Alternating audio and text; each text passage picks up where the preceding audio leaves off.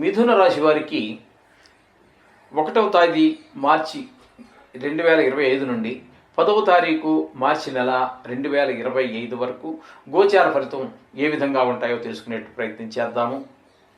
మిథున రాశి వారికి ఒక 5 రోజుల పాటు కుజుడు మిథున రాశిలో సంచరిస్తూ ఉన్నారు. తదుపరి వక్రమ కారణంగా ఆ ఫలితాలను ఇవ్వజాలరు. జన్మరాశి ఫలితాలు ఉండవు, అది వ్యయస్థాన ఫలితాలు ఇస్తారు. ఇకపోతే చతుర్థ స్థానంలో కేతు సంచారం జరుగుతున్నది. అట్లాగే భాగ్యస్థానంలో శని రవి అంటే కుంభంలో ఇద్దరు సంచరిస్తూ ఉన్నారు. అలాగే దశమ స్థానంలో బుధ శుక్ర రాహు ఈ 3 గ్రహాలు సంచరిస్తూ ఉన్నాయి. ఈ 3 తదుపరి వ్యయస్థానంలో గురు సంచారం జరుగుతూ ఉన్నదండి. ఈ విధంగా వీరికి ఈ మిథున రాశి వారికి సంచారం జరుగుతుంది. రాశుల యొక్క సంచారం, గ్రహాల యొక్క సంచారం ఈ విధంగా ఉన్నది. అయితే వీరిచ్చే ఫలితాలు ఏ విధంగా ఉంటాయి అంటే, మిథున రాశి వారికి కుజుని వలన జన్మరాశి సంచారం కానీ వ్యయస్థాన సంచారం కానీ శుభ ఫలితములను ఇవ్వజాలదు.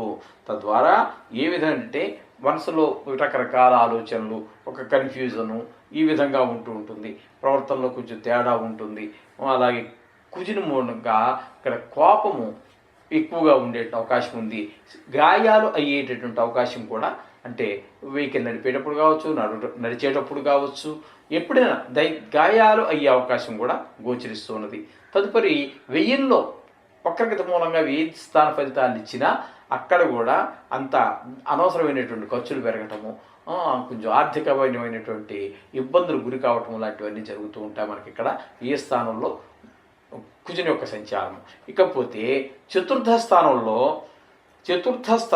కేతు సంచారం జరుగుతుందండి.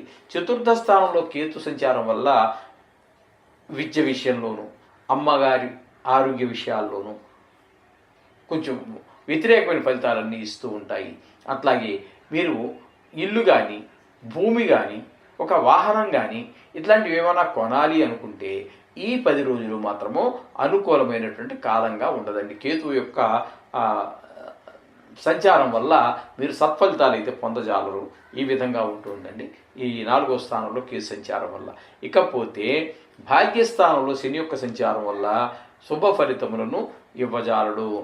భాగ్యస్థానంలో అక్కడ మీకు ఏంటంటే తండ్రి గారి ఆరోగ్య విషయంలో కొంచెము ఎక్కువ కొంచెం జ్వరము, దగ్గు, లేకపోతే ఇటువంటి ఆరోగ్య విషయంలో కొంచెం కంగారు పెట్టే పరిస్థితులు ఉంటాయి.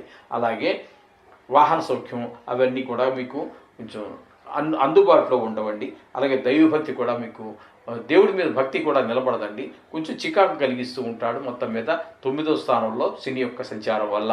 అదే స్థానంలో ఆయనతో పాటుగా రవి కూడా సంచారం చేస్తూ ఉన్నారు కాబట్టి రవి కూడా 9వ స్థానంలో ఆరోగ్య విషయంలో దెబ్బతీసే అవకాశం ఉంటుంది. అలాగే తండ్రి గారి ఆరోగ్య విషయంలో కూడా ఆయన కూడా దెబ్బతీసే అవకాశం ఉంది. ఇక్కడ 9వ స్థానంలో రవి శనులు ఇద్దరు కూడా తండ్రి గారి ఆరోగ్య విషయమే కొంచెం గట్టిగా మీరు శ్రద్ధ తీసుకోవాల్సినటువంటి అవసరాన్ని సూచిస్తూ ఉన్నారు. చేత ఈ విధంగా శని కానీ రవి కానీ ఇద్దరూ శుభ ఫలితాలు ఇవ్వజాలరు. ఇకపోతే దశమ స్థానంలో బుధుని యొక్క సంచారం, బుధుడు, శుక్రుడు, రాహువు 3 గ్రహాల యొక్క సంచారం జరుగుతోంది. బుధుడు మాత్రం మీకు అనుకూలమైనటువంటి ఫలితాలు ఇస్తాడు. అక్కడ మీకు మీ వ్యాపార స్థలంలో లాభాలు రావటము, మంచి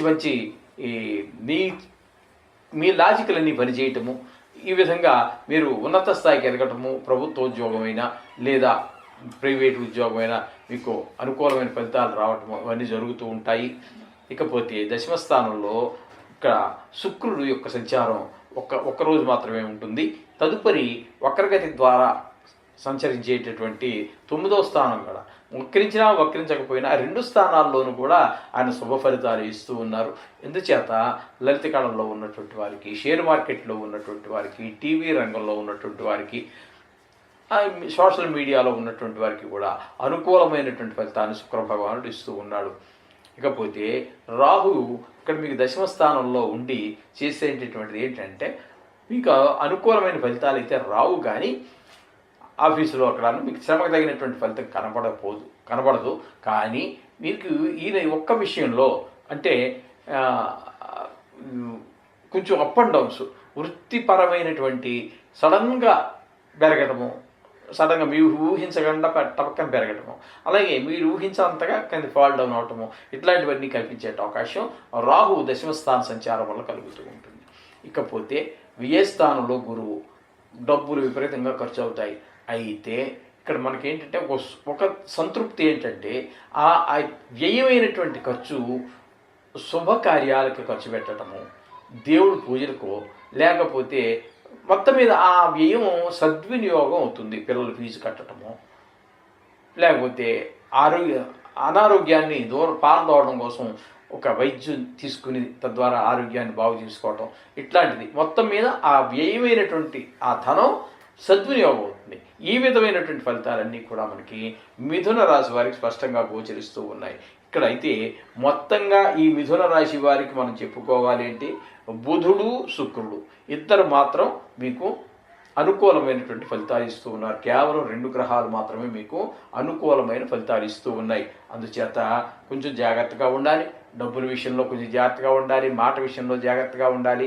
ఎవరికి హామీలు ఈ ధనానికి నాతో 15 సంవత్సరాలుగా నాకు పరమ మిత్రుడు, లేకపోతే నా బాల్యమిత్రుడు, ఇలాంటివి, లేకపోతే నా సహోద్యోగిగా ఎక్కడికి పోతాడు అనేటటువంటి భావనను మనసులో పెట్టుకొని దేనికైనా ఆయన లోన్కి అప్లై చేస్తే వాటి మీద మీరు షూరిటీ సంతకం పెట్టవద్దు. అర్థమైందండి? అట్లాగే మిత్రుల మధ్యన ఇవి కలహాలకు కారణం అవుతాయి.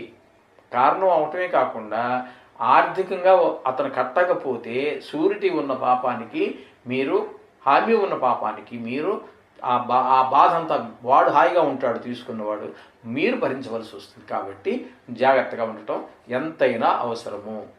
శోభం భూయాత్.